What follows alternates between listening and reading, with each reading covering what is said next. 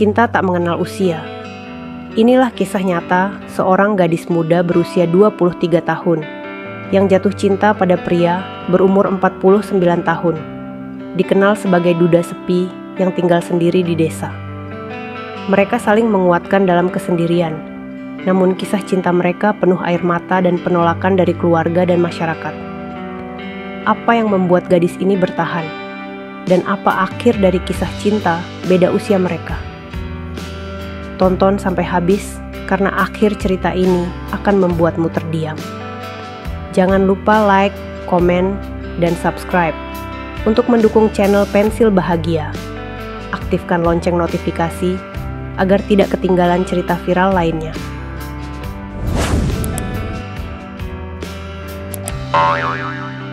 Namaku Rani. Aku gadis berusia 23 tahun, lahir dan besar di kota kecil bernama Ciamis. Aku berasal dari keluarga sederhana.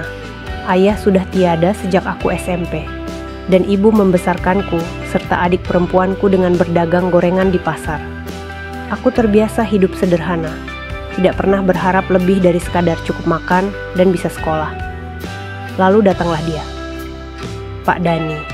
Usianya 49 tahun, seorang duda tanpa anak yang tinggal di rumah panggung kayu di ujung desa. Ia sering datang ke warung tempat ibuku menitipkan dagangan, membeli gorengan dengan senyuman sopan dan nada bicara lembut. Katanya dia pensiunan guru SD, dan sekarang hanya bertani untuk mengisi waktu. Awalnya aku tidak pernah memperhatikannya. Tapi hari itu, ketika aku menggantikan ibu menjaga warung, dia datang dan berkata, "Gorengan buatan ibumu selalu enak, tapi kamu lebih manis dari pisangnya." Aku terdiam, terkejut, malu, tapi entah mengapa senyumku muncul begitu saja. Hari demi hari, kami semakin sering berbicara. Dari hanya basa-basi tentang cuaca, menjadi diskusi soal kehidupan, buku, bahkan mimpi.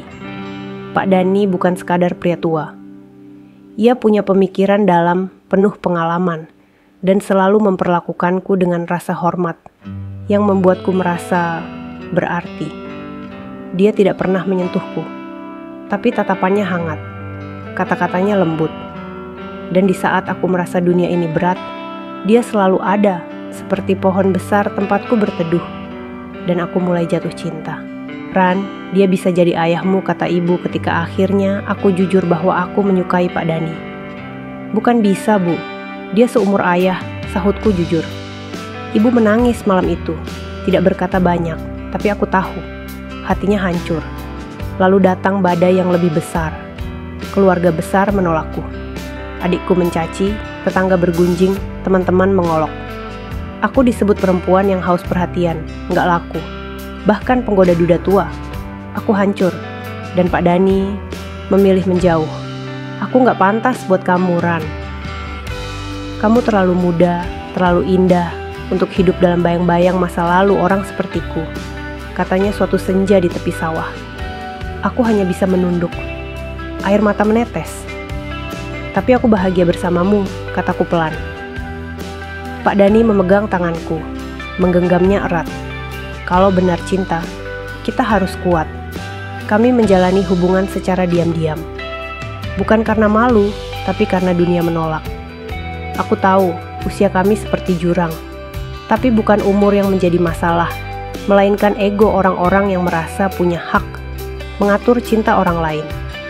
Dan akhirnya kami memutuskan pergi, meninggalkan desa, pindah ke kota kecil lain di Garut, memulai dari nol.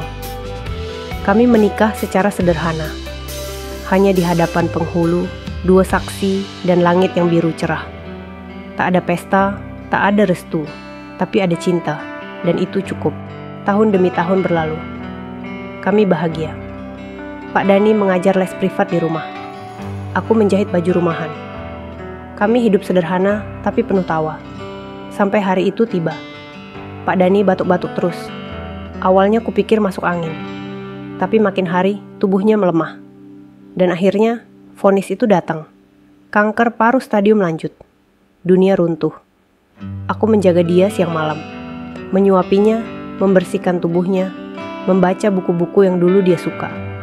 Dan di malam terakhirnya, Dia menggenggam tanganku lalu berkata, "Ran, maaf, aku nggak bisa menemanimu lebih lama. Tapi kamu tahu, aku lelaki paling beruntung, karena kamu pernah memilihku di saat dunia menolak." Dia pergi dengan senyum. Aku memeluk tubuhnya yang dingin, menangis tanpa suara. Tak ada lagi dia, tapi kenangannya hidup di setiap detak jantungku. Sekarang, 3 tahun berlalu. Aku kembali ke Ciamis, membuka rumah baca kecil atas namanya Pojok Pak Dani. Setiap kali orang bertanya, "Kenapa kamu tidak menikah lagi?" Aku hanya tersenyum dan berkata, "Karena aku pernah hidup dengan cinta yang utuh. Satu kali dan itu cukup." Cinta tak butuh alasan, tak butuh restu dunia. Cukup dua hati yang saling percaya.